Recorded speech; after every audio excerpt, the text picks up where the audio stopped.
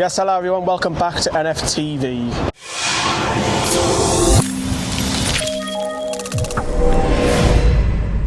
Newcastle Fans TV. Yeah, Liam, how are you? I'm alright, yourself? Not bad. We're filming this just after the 3-3 draw. Obviously, it's a couple of days after that, but wanted to talk about the whole director of football, sporting director in the club and so on. So at the moment, we all know that the takeover's happened. Eddie Howe's in. Transfers is going to come pretty quick. We're only 6 weeks away from the January transfer window. What's your initial thoughts on a middleman to the board having a say on recruitment?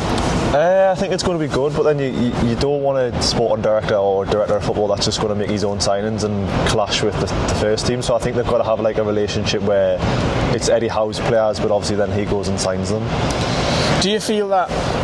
Like obviously there's a lot of names being rumoured around. Michael Emenello is another one that just won't go away, whoever it is that comes in. Because Eddie Howe said in his press conference the other day that whoever comes in is not his say. Yeah. Do you feel that there could be a clash?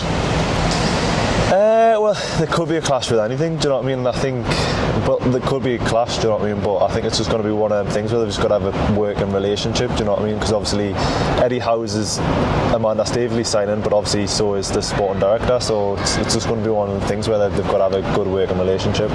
So if the director of football comes in, what would you like to personally see happen? Do you want to see if it comes from Eddie Howe has a list of 10 players at centre midfield and the director of football has to go and get number 1 first, number 2 and so on? Is that how you see it? Yeah, that's how I would see it, because it's really the director of football is more about the financing, the overall arching of the football club, and obviously the manager, Eddie Howe, is just going to be managing the football team, so it takes that pressure off Eddie Howe and then go and negotiate with the other clubs, so then he can concentrate on improving the team. It's interesting because we haven't had this for a long time at the club. Not for a long time. I mean, it was the guy, I forgot his name, Sam, tell me. Gordon Mill, and that's going way back. And in this club historically, it's always been Steve Nixon, the board making the signings, rather than, if you look at Bruce, I mean, any of those names there, Joe Litton wasn't signed by Rafael Bruce, the SM wasn't. So I think there has to be a key element of players coming in. Where would you target though? In terms of, would you go British? Would you go abroad? For me, I couldn't care less as long as they improve the team. Like, I think we've tried the British route, we've tried the French route, but I think you've got to get a mixture. You've got to have a core of the team where they know what the club's like, they know what to play for the club, and I think you've just got to get a core of the team that's going to improve it going forward, do you know what I mean? So if a director footballer comes in and he's got that like list of whatever X, Y and Z, where realistically is Eddie Howe going to say, right, okay, we've got 200 million to spend in January. Do you blow all that 200 million with the director of football, or is that too much of a risk and wait a minute, we've got to wait until the end of the summer when we have more to play with? Or is it because of the position that we're in, you just got to go? Well, you would hope obviously that 200 million, say hypothetically in January, and then hopefully in the summer you'd get like another 100 odd million. But if we had 200 million in January, we're going to have to just spend it because we are poor. If you look at the game the day, we couldn't defend. I think at one point Shelby was behind the defence, which didn't make any sense. So as Sam said in a video from the match, most of that defence was in the Championship. That just proves the lack of investment we've had. If you look at Joe Linton, fair enough, he didn't get bought. It wasn't his fault that he got bought for 40 million, but 40 million could have been used elsewhere. I think it's key that there's communication with the club as well. We've never really had it with Mike Ashley. Amanda Davies come out with me, Dad, and talked openly on me. Dad opens up on Twitter and the award ceremonies and what have you. I think it's also important that the director of football doesn't just hide away and say, oh, we've made a £30 million striker, he's a flop, but it's Eddie Howe who wanted him. It's not my problem. Do you know what I mean? So there has to be a mixture between the two of them. You've got to get the right player for the right price. If you look at ASM, how much did we buy him for? Like 20 million? That was a bargain. That's probably one thing that I might say about the board, Steve Nixon, Charney, and ASM's was a bargain. Yeah, but then you flip it on the head, you got Joe Linton for 40 million, but then you've obviously got Ryan Fraser on a free. So they have, like, the previous regime have made good signings, but then they haven't continued to make good signings. Like if you look in the summer, did is sign Willock for 25 million, or how much well, that's even like partial payments as well, isn't it?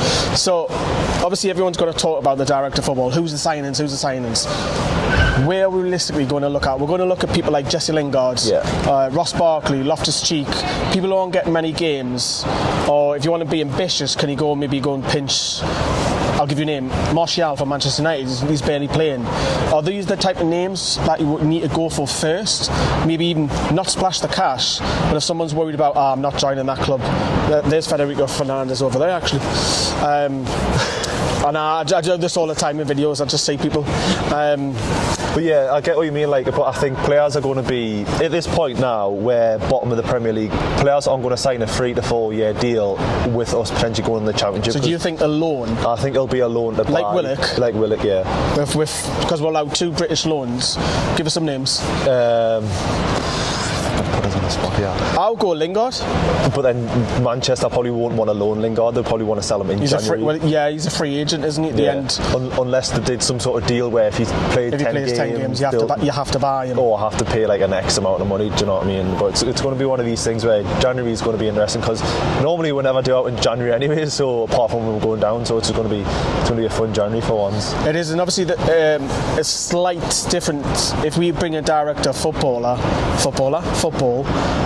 Do you see the club also bringing in a sporting director who looks after the actual youth development, youth setup, youth academy, or is the director of football enough with transfers, or would you like to see the whole club, someone else take care of it and take it off Amanda's in Miadad's hands? Well, in my opinion, Amanda and her husband shouldn't really have much to do with the football club apart from the PR side of things. It should be the director of football, specialist in certain areas, and then obviously Amanda's just the overarching of the whole thing. So that's what I would like to see, is obviously Amanda taken out of it and football and people in them sort of roles. And would you like to see all the legends come back?